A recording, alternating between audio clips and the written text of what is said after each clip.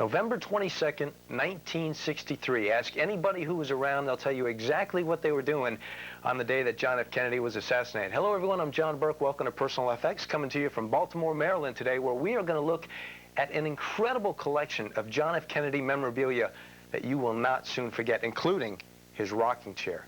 John F. Kennedy memorabilia today from Baltimore, Maryland. Claire, what's going on in the apartment today? Well, John, as always, I have an interesting collection of people who have come with items to be appraised, including our youngest collector. He's only 4 years old. You excited about having your items appraised?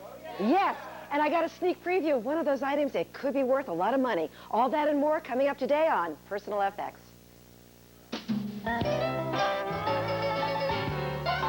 Old soldiers never die.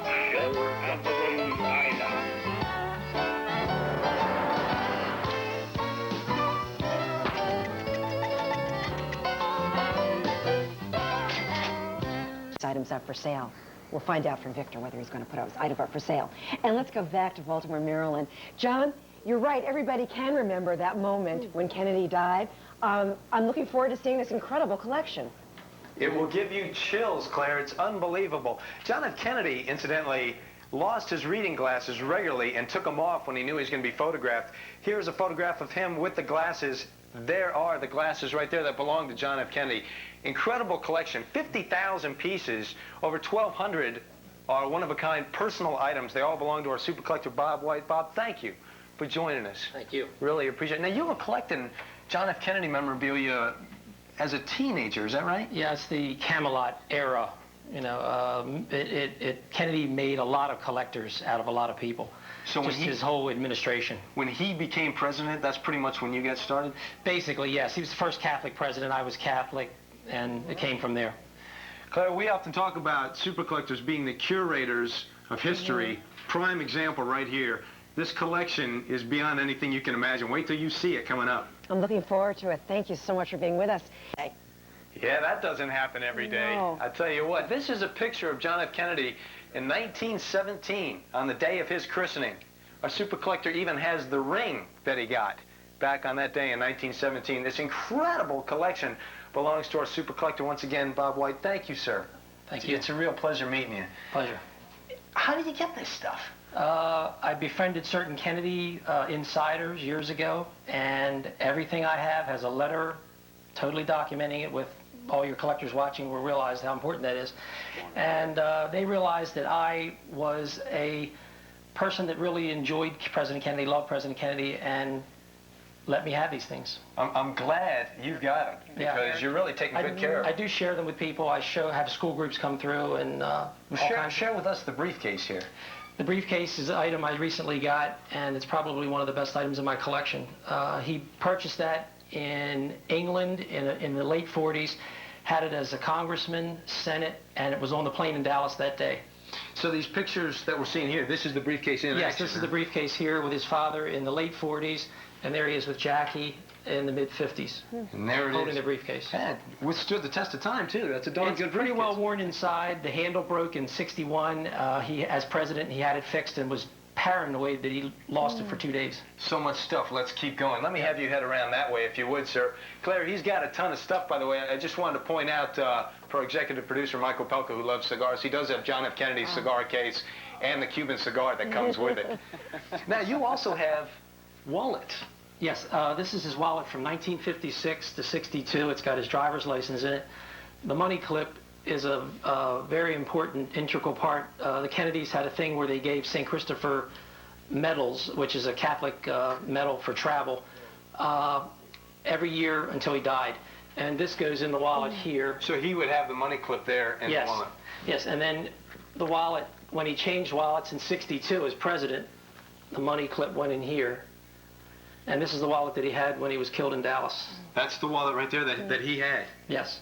And another interesting sidebar is that the money clip is the first thing that Jackie thought to put with his body at Parkland Hospital. That's how much that meant to her. Now, you have their favorite, or at least President Kennedy's favorite photo, yes? Yes. This is, by President Kennedy's own admission, his favorite photograph. The watch he's wearing is the watch I have here. It's a gold Omega, made about 1960. and presented to him by Grant Stockdale, who was later the ambassador to Ireland. and it says President of the United States John F. Kennedy from his friend Grant. Given to him at Hyannis on election night. Now, I assume that a lot of the family and a lot of the people associated with Kennedys knows that you're taking really good care of all this stuff. Hopefully they do. Hopefully they do. The Kennedy Library knows of my collection and calls it the best in the world. Well, you've got 50,000 pieces. About 1,200 are just one-of-a-kind personal items. 12 to 1,500 are personal items. By that I mean owned by Kennedy, used by Kennedy in the White House. I have a lot of other items that a lot of other collectors would have, such as badges, pins, banners, things like that. Well, here's something that another collector would not have. What is this? This is extremely unique. This is the calendar that Kennedy made in 1962 in honor of the Cuban Missile Crisis. He only made 30 of them by Tiffany, and the days that are emblazoned on there in deep black are the 13 days of the missile crisis. Kennedy would give one to the key people, put his initials in one side, the recipients in another, but this is John F. Kennedy's. As you can see, his initials in the top. I got to ask you about these notes that we're looking at here. Tell me specifically about this one. I'm dying to know. Kennedy was a classic doodler, so all these are doodles, and of course, poignantly, Cuba. This whole display is related to the Cuban Missile Crisis. He's got bad, bad, bad, bad, Cuba, good. Yeah. Who can discern doodles? I mean, it's just thoughts. Amazing. This pen, incidentally, is the pen that he's using to sign the blockade. Oh, that's the pen he used to sign the blockade right there? Yes, and this is the holder. Now, you actually have doodles and notes from his first speech and his last speech? Well, his first thing he did when he sat in the Oval Office, he didn't have anything on his desk except a blotter, which I do have also.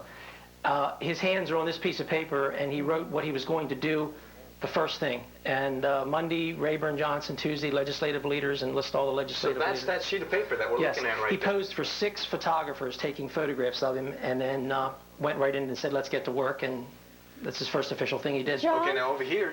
Yes, Claire? Yes, because this collection is so incredible and so special. I'm wondering, Bob, our super collector yesterday of light bulbs created a museum. Do you envision one day creating a museum for this? Absolutely. I'm 47 years old, and people always ask me oftentimes what I'm going to do with the collection, and I definitely say I want it to be in a museum. How, when, where, I don't know. That's an interesting point, Claire, because as you can see, as he's taking us through his collection, it's very hands-on. We're touching things. He's got the glasses, sitting in the rocking chair. So he's very much into sharing the collection and letting people see it. The final item here is that you have a piece that is actually his final piece. This was en route to Dallas.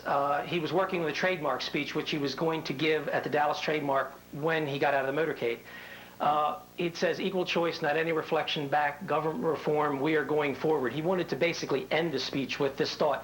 Kennedy would invariably do that, doodle and draw and write out things on paper, stick it in his pockets.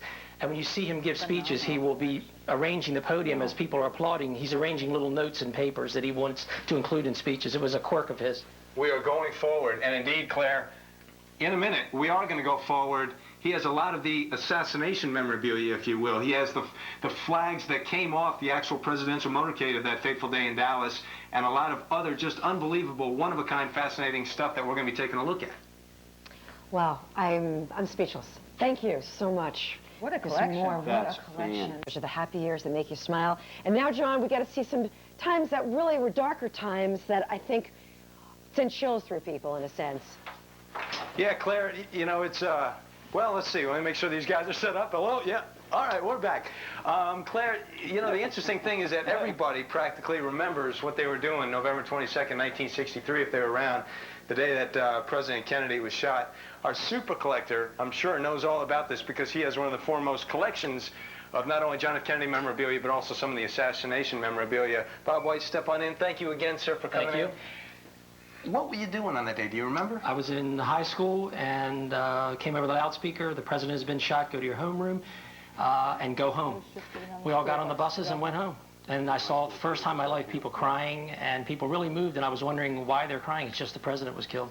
And that started me. That started me thinking this was not just the president. This was somebody special. Something special? These items right here. Tell me about these. Extremely special. These are the flags that were on the Lincoln Continental in Dallas that day in Texas, November 22nd. These were on the car. Yes. As he went through both these. There's a right photograph here showing it on the car. And they were also used throughout his presidency on the car. They just weren't used in Dallas. I have to ask you, has the Smithsonian ever wanted it, or you know, the White House ever tried to get in touch with you to get these things? I think since you're on a collector's network, most of my collectors could answer that by saying, it's mine, why should I give it up? Maybe one day, but right now, But I mean, have they contacted you? Yeah, I know them all. I've worked for several museums, and they all know who I am. Now, continuing on with the car here, let's go on down to this incredible piece that you have here. Tell this me is about an extremely incredible relic. As you can see, the car has two-tone seats, being dark blue and silver gray. These are dark blue and silver gray swatches from the back seat, and you can see the president's blood still visible on them. So you actually have pieces of the back seat right here? Yes, the rear back seat. Lyndon Johnson ordered the car totally dismantled and redone after the FBI was finished with it. Now, heading over this way, continuing on with the actual assassination, tell me about this uniform here. This uniform was Officer Nick McDonald's uniform. I just purchased it from him about a month ago. He's about 71 now. Had it all those years. This is the uniform that he was wearing, minus his badge, but the badge is on the hat. But this was the badge that he was wearing when he arrested Oswald in the movie theater, the Texas Theater. And this is him here? Yes. Yeah, in the uniform. So this is your newest piece also that Yeah, this is the newest piece that I purchased. Okay, now, continuing on, you also have some things, I believe, from Ruby, yes? Yes. Jack Ruby? Tell me about this here. That is the shell casing, and again, I have a letter from the Dallas District Attorney, Henry Wade. That is the shell casing that was used in the shell, in the gun, that Ruby killed Oswald. That's it, right there. That is so much history that we're looking at right there. Plus, these are notes from the trial and from jail, and he used to do abstract doodling also. That's him? Yes, and he signed it. Tell me about this piece here. This is Jack Ruby's hat. Is this the one that he's wearing in the photo? Yes, that's the one he had that day. All right. And tell me, this is what was in his pockets? These three were in his pockets. They still have the exhibit tags on them. And exhibit tags from the Warren Commission.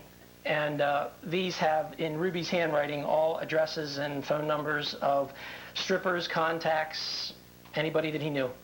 And these all were checked out by the FBI, and I have about 250 pages of notes pertaining just to these books that the FBI checked out everybody's name, called every number, checked every name.